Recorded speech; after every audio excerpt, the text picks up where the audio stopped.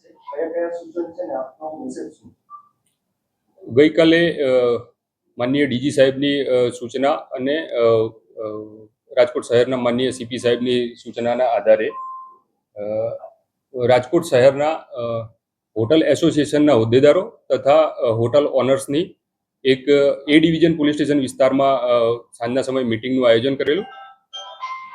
આ મિટિંગની અંદર આવનારા તહેવારના અનુસંધાને હોટલ સંચાલકોએ જે એમના જે રૂલ્સ એન્ડ રેગ્યુલેશન છે એ કઈ રીતે ફોલો કરવા અને કાયદો અને વ્યવસ્થાની પરિસ્થિતિ જાળવવા માટે કેવી રીતે મદદરૂપ થવું એ માટે વિવિધ પ્રકારના સૂચનો કરેલા છે.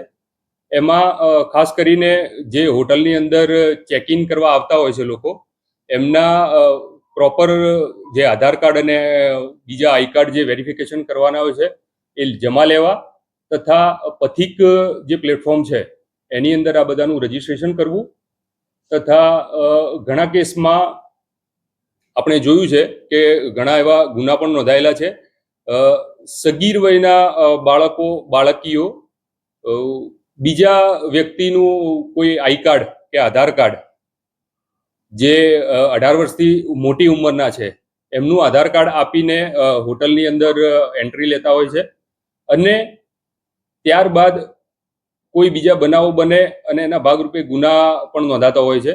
તો આવી વસ્તુઓ અટકાવવા માટે જે હોટલ એસોસિએશનના માણસો હતા એમને વાકેફ કર્યા છે અને પ્રોપર ડોક્યુમેન્ટ વેરિફિકેશન થાય અને રજિસ્ટ્રેશનમાં એન્ટ્રી થાય, રજિસ્ટર નિભાવવામાં આવે એવી સૂચના કરવામાં આવી છે.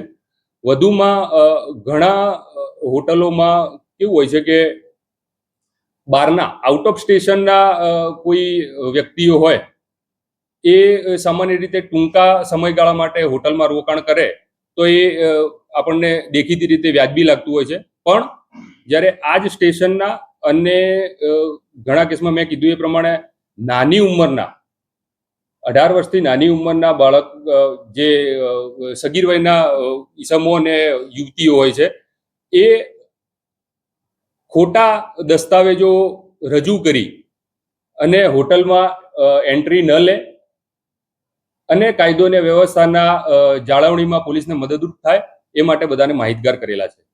2 કલાક 1 કલાક લોકલ આઈડી ઉપર કોઈ હોટલમાં જાય તો એ પોલીસે મનાઈ કરેલી છે કે પછી વેરિફિકેશન માટેનું છે? એ કે જી, એ વેરિફિકેશન કરવાની મેં આપને કીધું એ પ્રમાણે ઘણા કેસમાં સગીર યુવક યુવતીઓ ખોટા દસ્તાવેજો, ખોટા આધાર કાર્ડ, બીજા 18 વર્ષથી મોટી ઉંમરના વ્યક્તિના આધાર કાર્ડ આપી અને રૂમ લેતા હોય છે.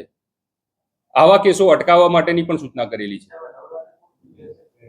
નહીં, આ નિયમો હોટલ સંચાલકો માટેના રેગ્યુલર રૂલ્સ એન્ડ રેગ્યુલેશન છે અને તહેવારો સાથે રિલેશન નથી, પણ આ તહેવારોમાં કોઈ અણબનાવ ન બને એ માટે એ લોકોને માહિતગાર કરેલા છે.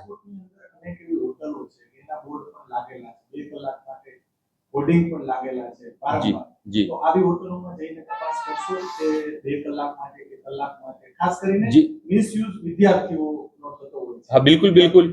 આવી હોટલોમાં આપ જઈને અથવા તો આપના સ્ટાફને જઈને તપાસ કરાવશો? બિલકુલ બિલકુલ. આ બાબતે પણ પોલીસને અમે અમારા તાબાના પોલીસ સ્ટેશન્સને બધાને સૂચના કરેલી છે, જાણ પણ કરેલી છે. પૂરતી સંવેદનશીલતાથી આવનારા સમયમાં કામ કરવામાં આવશે. 18 વર્ષથી ઉપરના હોય જી રહેવાસીઓ માટે શું સૂચન?